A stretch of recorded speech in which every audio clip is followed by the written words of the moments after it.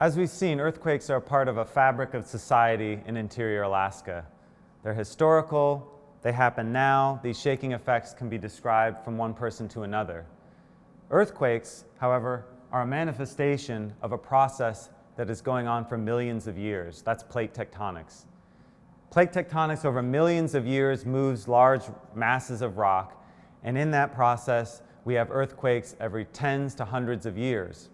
Over geologic time periods, as thousands to millions of earthquakes happen, formations such as mountain ranges, volcanoes, and large chunks of the landscape as we know it in Alaska are formed.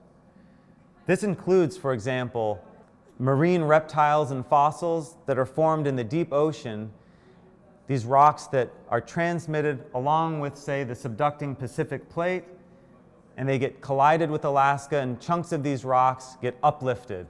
They're raised far above their original positions below sea level. We can find sedimentary rocks at the top of Mount Everest, for example, an indication that over the time periods, these rocks have been thrust to high elevations.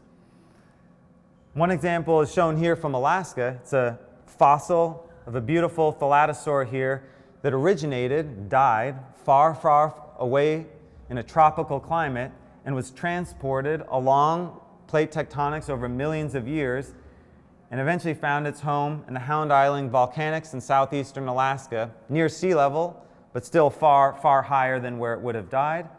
And this is an indication of plate tectonics, the fact that this came from far away.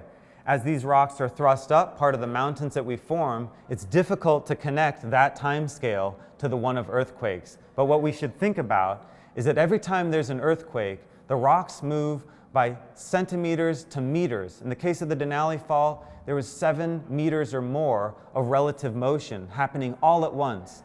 So if we piece those events together for centuries and thousands and even millions of years, we create the landscapes that are around us. And that's a challenging connection that we're trying to make here between the plate tectonic time cycle and the fact that as this is happening, we're given earthquakes that we can only witness on a historical time frame of 1 century.